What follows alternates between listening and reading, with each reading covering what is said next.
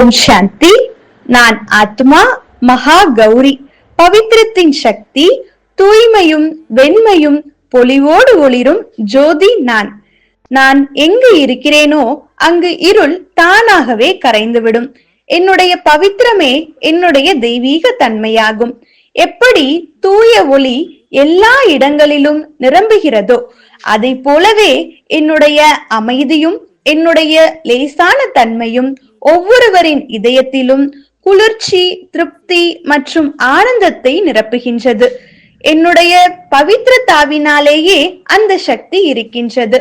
அது ஒவ்வொருவரின் அமைதியின்மையையும் ஒவ்வொருவரின் மன அழுத்தத்தையும் ஒவ்வொருவரின் அசுத்தமான எண்ணங்களையும் அழித்து விடுகின்றது. என்னை தியானிக்கும் ஆத்மாக்கள் பயத்தையும் விகாரங்களையும் தாண்டி விடுகின்றனர். என்னுடைய அமைதியில் நிலைத்தன்மை உள்ளது. என்னுடைய லேசான தன்மையில் வலிமையுள்ளது. ஒவ்வொரு அடியிலும் ஒவ்வொரு பார்வையிலும் பவித்திரத்தின் ஒளி பரவுகின்றது. இப்போது உங்களுடைய ஆத்மாவிலும் மகா கௌரியின் அந்த உறுதியை எழுப்பிக் கொள்ளுங்கள்.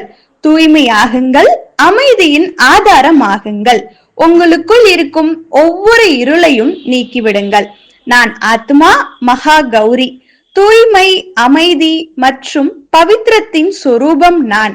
இதுவே என்னுடைய சக்தி, இதுவே என்னுடைய தெய்வீக தன்மையாகும். ஓம் சாந்தி.